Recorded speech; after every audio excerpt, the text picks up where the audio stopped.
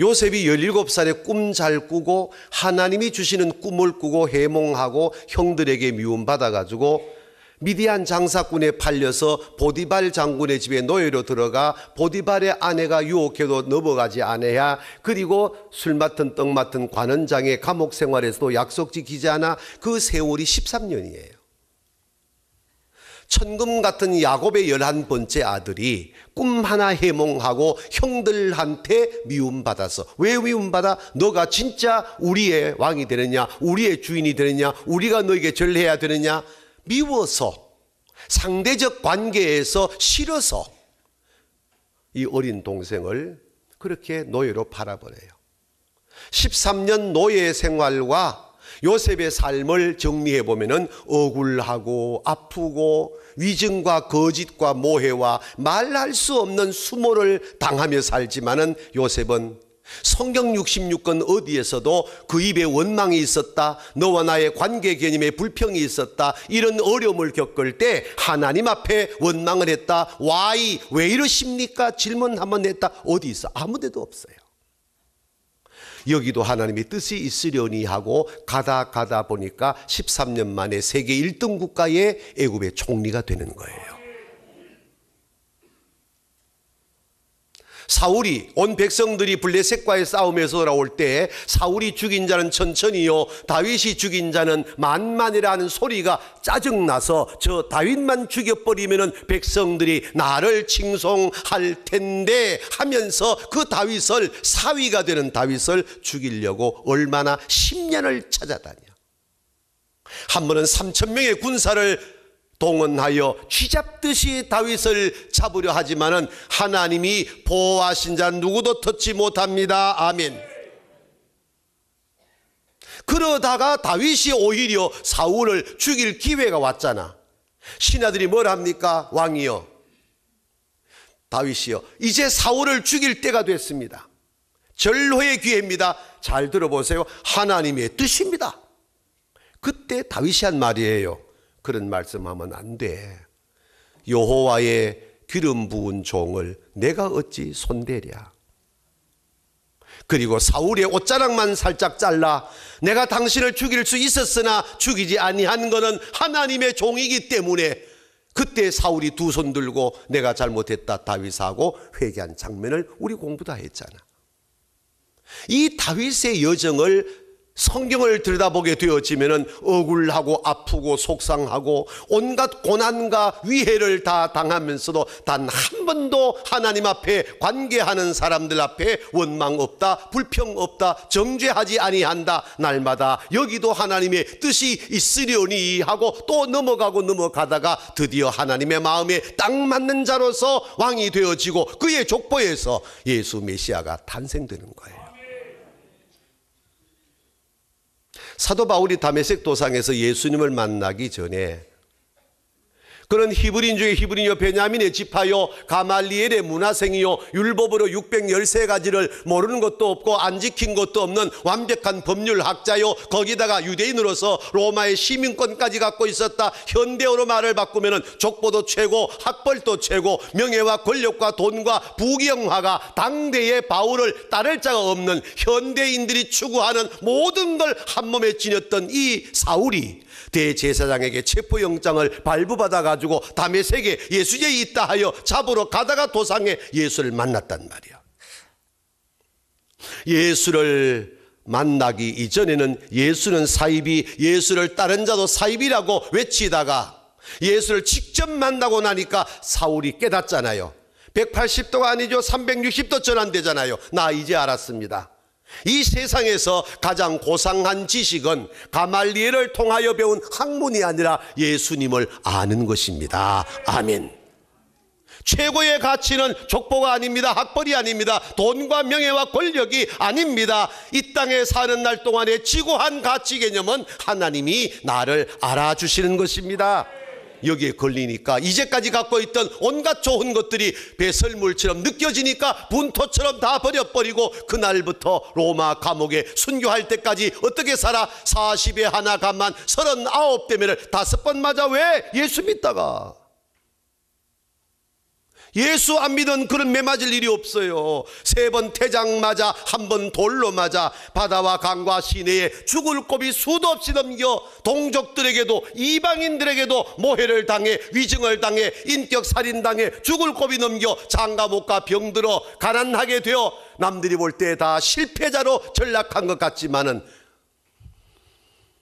그가 로마 감옥에서 마지막 남긴 메시지가 뭡니까? 데살로니가전서 5장 16절 17절 항상 기뻐하라 쉬지 말고 기도하라 범사에 감사하라 이는 그리스도 예수 안에서 너희를 향하신 하나님의 뜻이니라.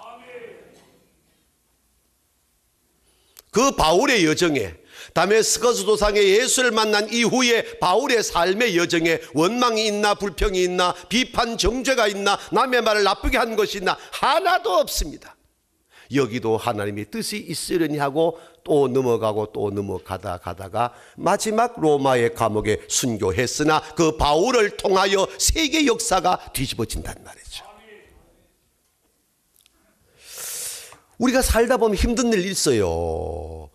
아픈 일 있어요. 힘든 일 없다는 건 거짓말이야. 아픈 일 없다는 건 거짓말이야.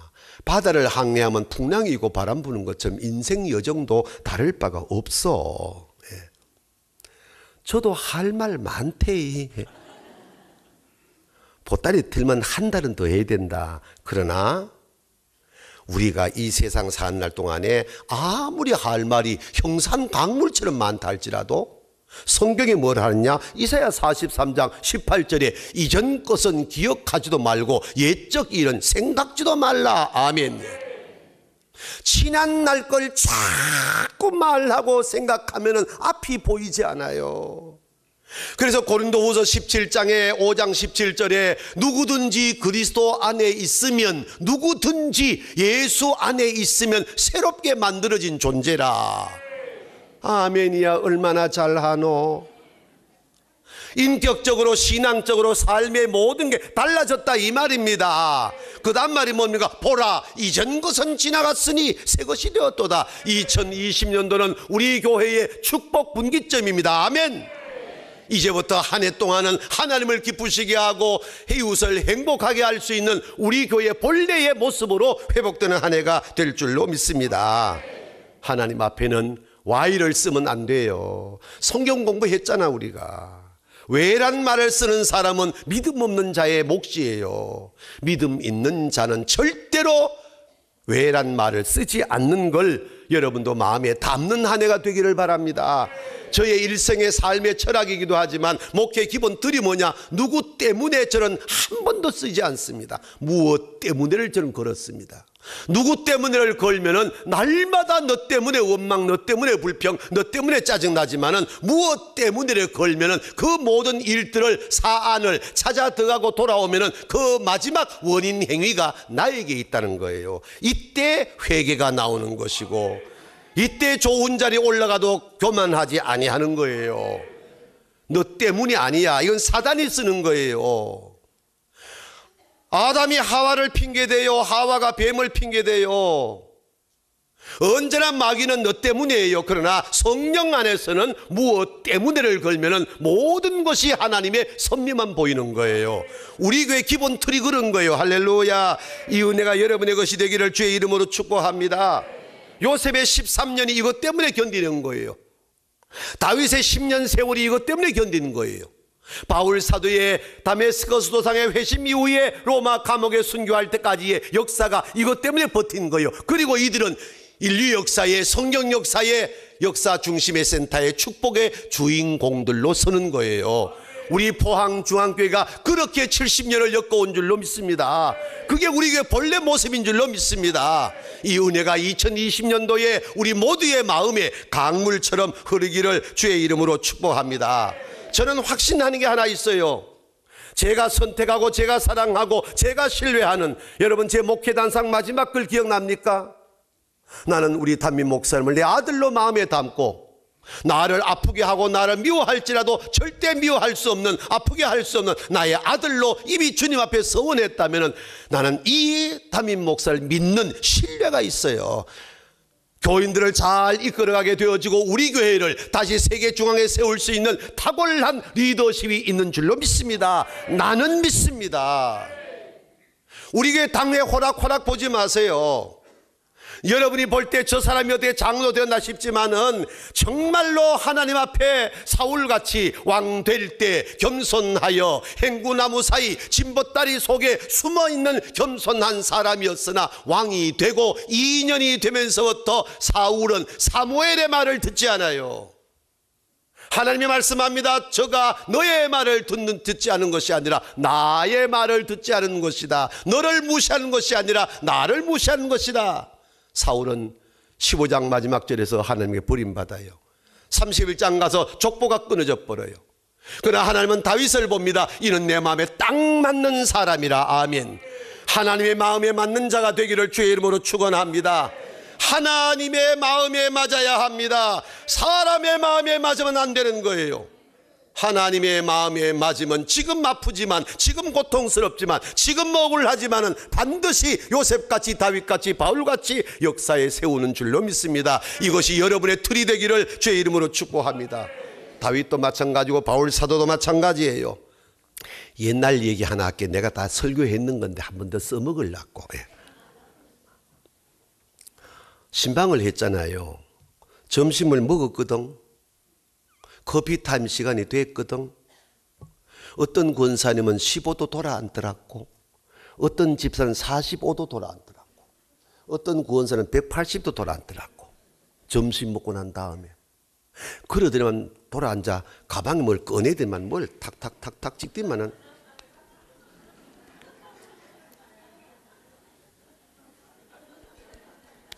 이걸 다시 집어넣고 다른 걸 꺼내야 돼. 뭘 요래 하더니만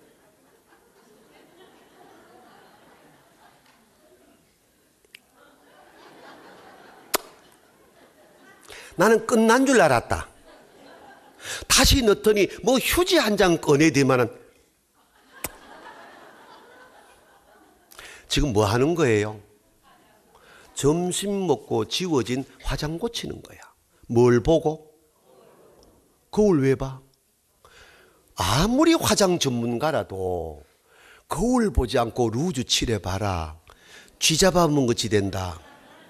그래 거울을 보고 정확하게 어디가 문제인지 어떻게 해야 되는지 다 하고 나는 가만히 봤습니다. 내가 보는 줄도 모르고 전부 돌아앉아가지고 고양이 세수하는 같이 막 이래 하다가 중간에 꼭 나를 돌아보고 싹 웃고 다시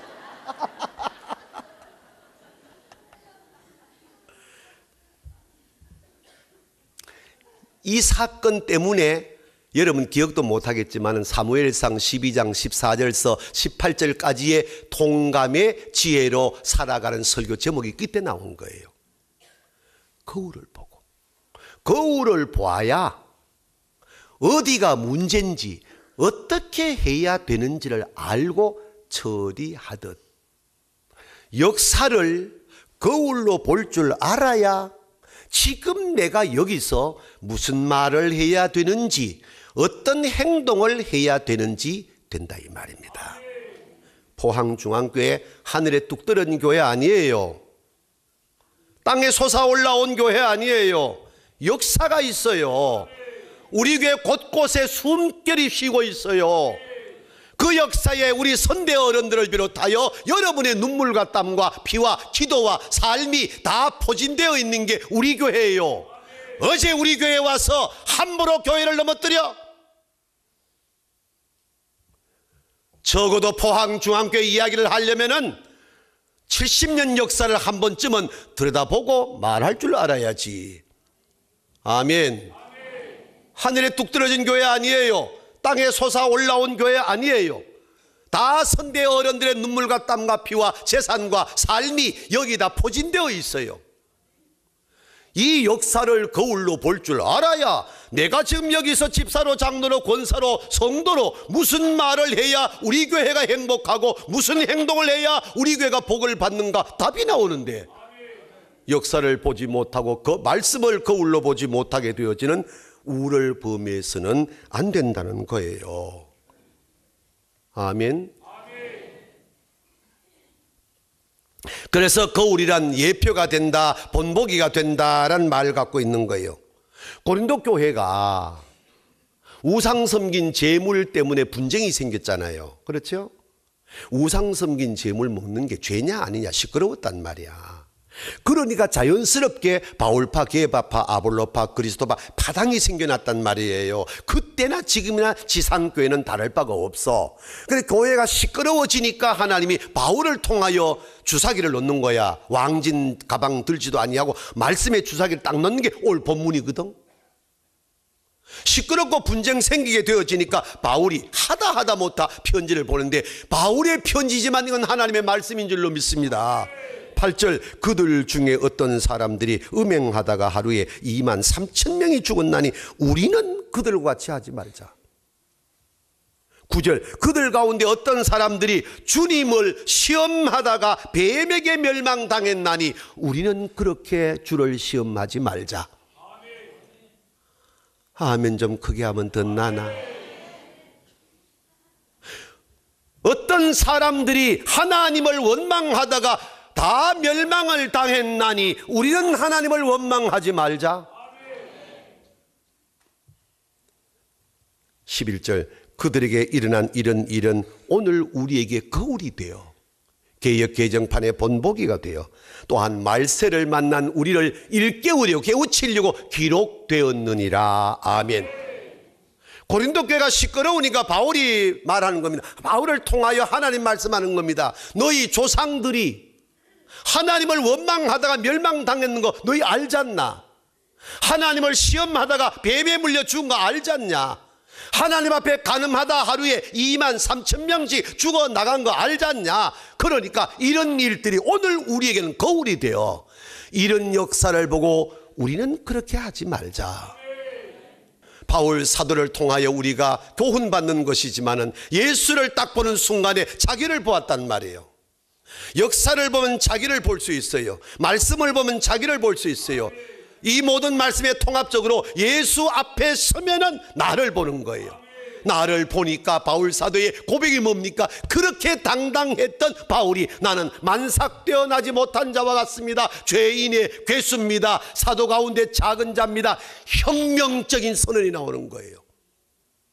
그날부터 로마의 감옥에 순교할 때까지 입 한번 띄지 않고 때리면 맞고 걸면 넘어지고 온갖 위해와 말로 다 할 수 없는 고문을 당하기까지 하면서도 원망하고 불평하지 아니하고 하나님의 은혜 가운데 사역을 감당하게 된 줄로 믿습니다. 말씀의 거울 앞에 서지 아니하면은 모든 언행은 무질서가 되는 거예요. 역사의 거울을 보지 못하면은 그 자체가 혼돈이 되는 거예요. 카오스 현상이 일어나는 거예요. 그 역사의 거울을 보지 못하면 내가 하는 모든 것이 공의롭고 정의로운 같아도 다른 사람 볼 때에 그야말로 기가 막힌 일이 벌어지는 거예요. 다시 화장 들어갑니다. 거울 보지 않고 나름대로 화장을 잘해서 밖에 나가보세요. 나는 잘했다고 나는 최고의 향기를 품다 하지만 모든 보면서 아이고 얼굴이 왜 저래? 아 입술이 왜 저래? 나는 최고로 화장했다니까.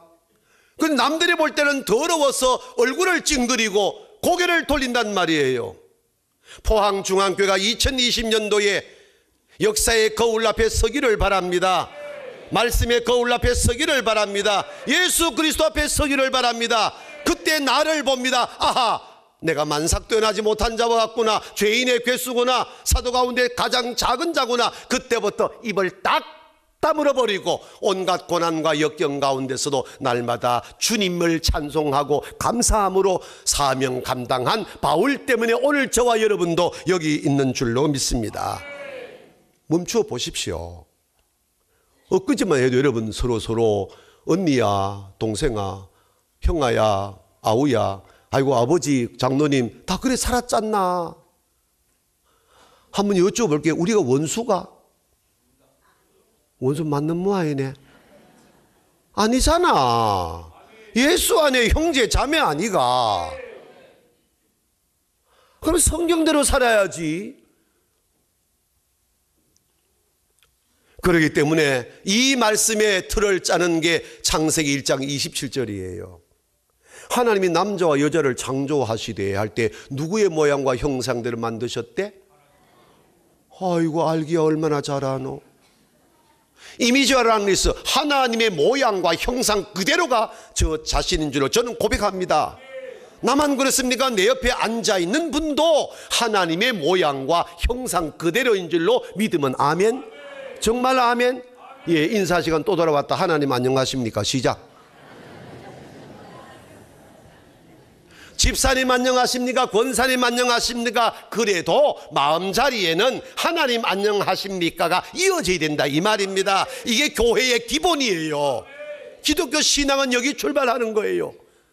이 말씀이 쭉 내려가서 말씀드렸습니다만 요한일서 4장 20절 말씀에 보이는 형제를 사랑하지 못하면서 보이지 않는 하나님을 어떻게 사랑한다 말할 수가 있느냐. 이는 거짓말하는 자니 거짓말하는 자는 천국 못 간다는 말이에요.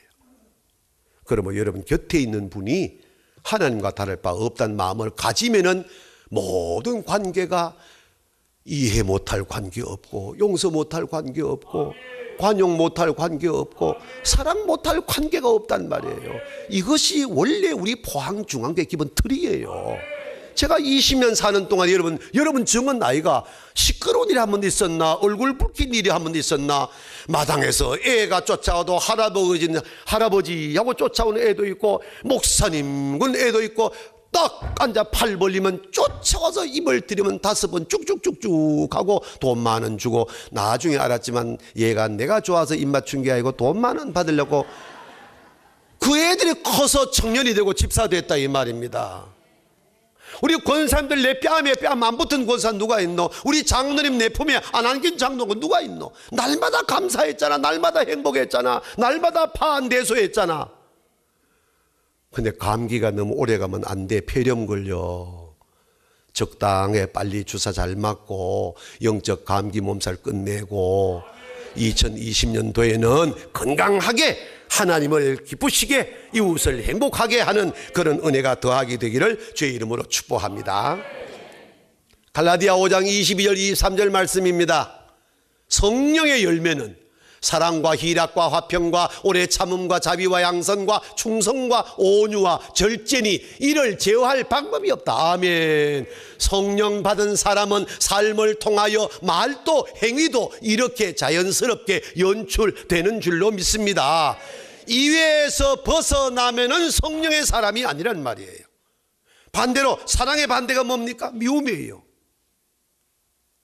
희락의 반대가 뭡니까? 슬픔이에요. 화평의 반대가 뭡니까? 분쟁이에요. 인내의 반대가 뭡니까? 분노예요. 자비의 반대가 증오예요. 양선의 반대가 사욕이에요. 충성의 반대가 비판하는 거예요. 자기는 일하지 아니하고 일 잘한 사람을 비판하는 거예요. 온유의 반대가 폭력이에요. 절제의 반대가 방종이에요. 여기에 걸려 있으면 성령의 사람이 아니에요. 영의 눈을 뜨면 교회 생활에서 다 보여요. 저 사람의 말과 저 사람의 행동이 성령 안에 있느냐 어둠에 있느냐 답이 나온다면 저와 여러분 어디 있어야 되겠다는 거예요. 성령의 열매를 맺어야지. 그게 좋은 교회의 본래 모습이 우리 교회의 본래 모습이 되는 줄로 믿습니다. 좋은 교회가 우리 교회입니다. 제가 오늘 1시간 설교한다고 립서비스하는 거 아닙니다. 천국교회를 다닙니다. 우리 교회만큼 영적으로 인격적으로 모든 구체적 개념으로 삶의 틀이 잘 짜여 있는 교회 거의 제가 못 봤습니다. 정말 좋은 교회입니다. 우리 교회가. 아멘. 지금 몸살 감기 앓고 있지만은 주사 잘 맞으면 약 먹으면 얼마든지 건강 회복합니다. 2020년은 건강 회복의 해입니다. 그래서 하나님을 기쁘시게 해야 됩니다.